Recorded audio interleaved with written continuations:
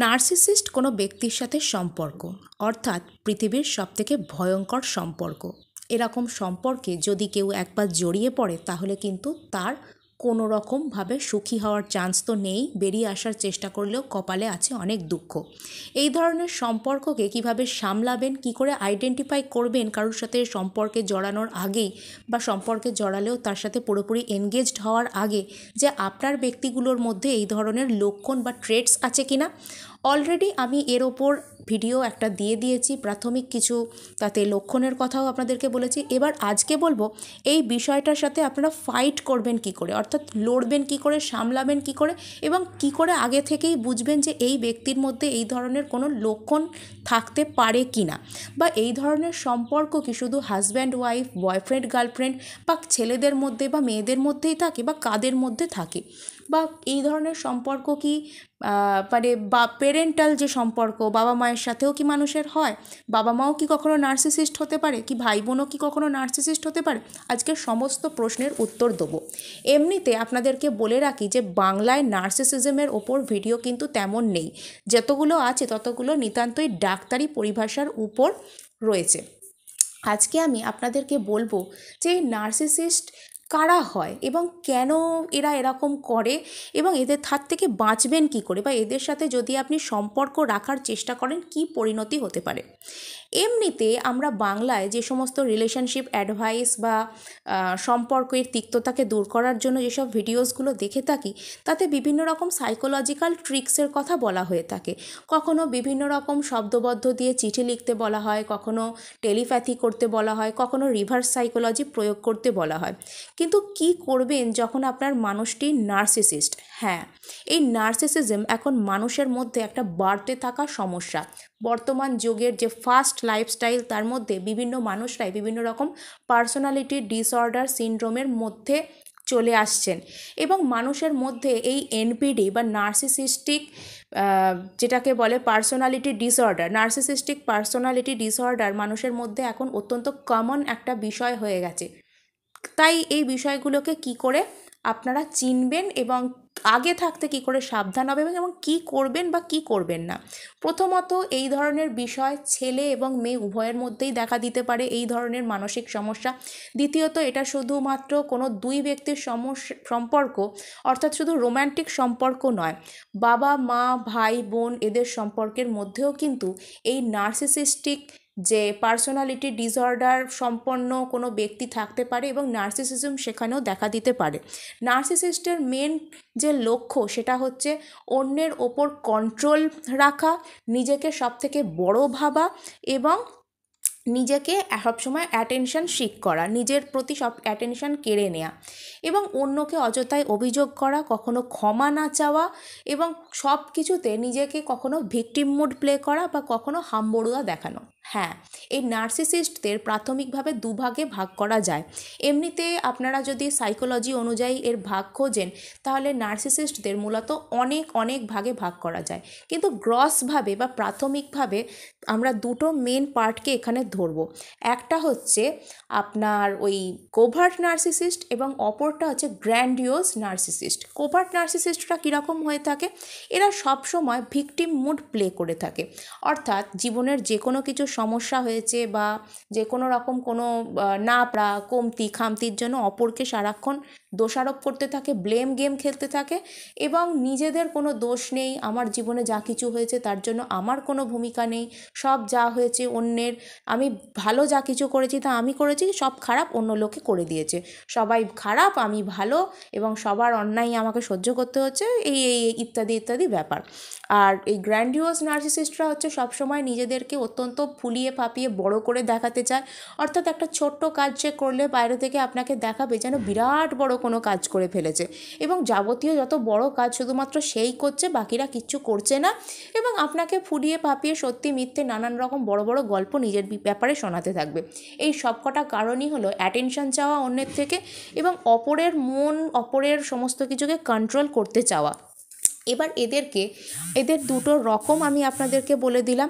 এবার আমি আপনাদেরকে বলবো যে আপনারা এদেরকে চিনবেন কি করে। নাম্বার ওয়ান, এরা হচ্ছে প্রথম কথা, সবসময় অ্যাটেনশন সিক করবে। অলরেডি একটা ভিডিওতে আমি কিছু প্রাথমিক হিন্টস আপনাদেরকে দিয়েছি এবং আজকে এদের আরও বেশ কিছু ট্রেটসের বিষয়ে আমি আপনাদেরকে বলবো। তো চলুন শুরু করা যাক। নাম্বার 1, অ্যাটেনশন সিক তো করবেই, অপরকে কন্ট্রোল করতে চাইবে এবং নিজেকে সবথেকে বড় বলে মনে করবে। নাম্বার 2, আমার কোনো ভুল থাকতেই পারে না এবং সমস্ত কিছু আমার যে যা কিছু ক্ষতি হয়েছে, খারাপ হয়েছে, তার জন্য অপর কেউ দায়ী এবং সব ভালো সব আমিই করেছি। এবং নাম্বার 3, কখনো কোনো বিষয়ে ক্ষমা না চাওয়া। নাম্বার 4, নার্সিসিস্টদের সবথেকে বড় ভয় থাকে সে ধরা পড়ে যাবে নার্সিসিস্ট হিসেবে বা তার এইসব জারিজুরি ধরা পড়ে যাবে সেটা নয়, এর থেকেও তার জীবনের বড় ভয় থাকে সেটা হচ্ছে অপরের প্রতি কন্ট্রোল হারিয়ে ফেলা এবং অ্যাবান্ডনমেন্ট ইস্যু। অর্থাৎ সে কখনো একা হতে চায় না, সে সবসময় চায় কোনো না অনেক মানুষ তাকে ঘিরে থাকবে এবং কোনো না কোনো জায়গা থেকে সে একদম মানে অবিচ্ছেদ্যভাবে অ্যাটেনশন পাবে, আনইন্টারাপ্টেড অ্যাটেনশন সার্ভিস সে সবসময় পেতে থাকবে, এটা সে সবসময় এনশিওর করতে চায়। তাই জন্য সে সবসময় সাপ্লাই খুঁজতে থাকে। একজন তার লাইফে থাকলেও নিজের লাইফে আরও অনেক লোকের কাছ থেকে সে এই ধরনের সাপোর্ট, এই ধরনের সাপ্লাই সে খুঁজতে থাকে।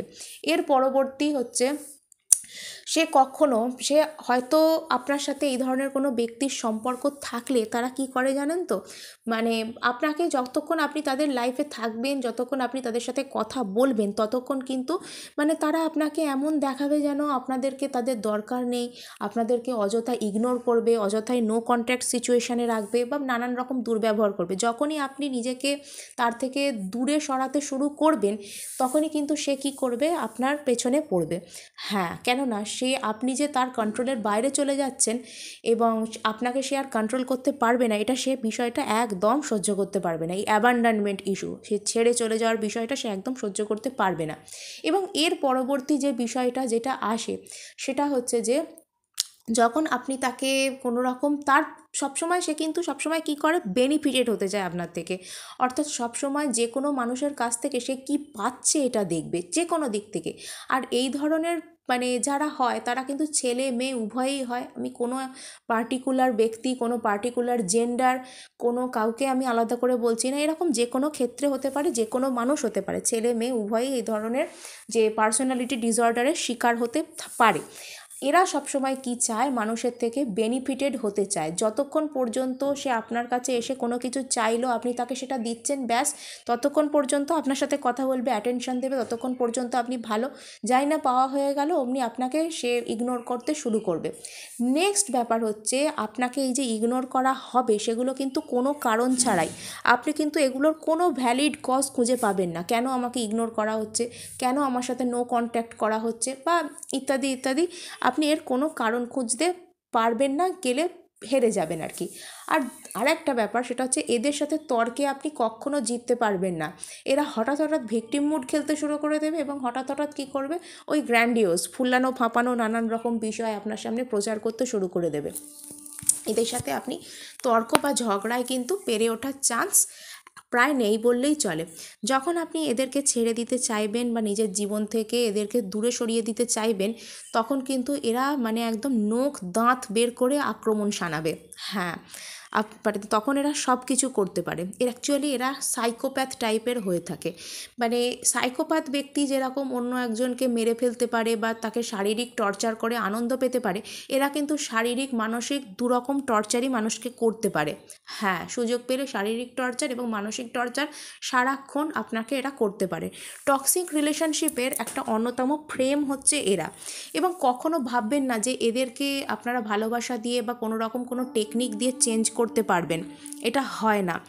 এর পরবর্তী আর একটা জিনিস আমি আপনাদেরকে বলে রাখছি, সেটা হচ্ছে যে যখন দেখবেন যে আপনার ব্যক্তিটি নার্সিসিস্ট, তখন সেখান থেকে দূরত্ব বাড়িয়ে নেওয়াটাই কিন্তু বুদ্ধিমানের কাজ। নাম্বার 2, কখনো এদেরকে এদের ভুলটা স্বীকার করাতে যাবেন না, পারবেন না, উল্টে আপনার সাথেই খারাপ হতে পারে। এবং নাম্বার 3, এদের সাথে যখন আপনি দূরত্ব বাড়াতে চাইবেন তখন কিন্তু আস্তে আস্তে দূরত্বটা বাড়াবেন। অর্থাৎ হঠাৎ করে কোনো কিছু বলে এরকমভাবে নয়, আস্তে আস্তে কথা বলা কমিয়ে দিয়ে এদের লাইফ থেকে সরে যান এবং মানে নেভার লুক ব্যাক, কখনো পেছন ফিরে দেখার চেষ্টা করবেন না, জাস্ট রান, দৌড়ে পালান এই সম্পর্ক থেকে যতটা পারেন। এবং এদের সাথে কখনো এনগেজড হওয়ার চেষ্টা করবেন না, মানে এই ধরনের চেষ্টা করা আর সুইসাইড করা একই রকম ব্যাপার।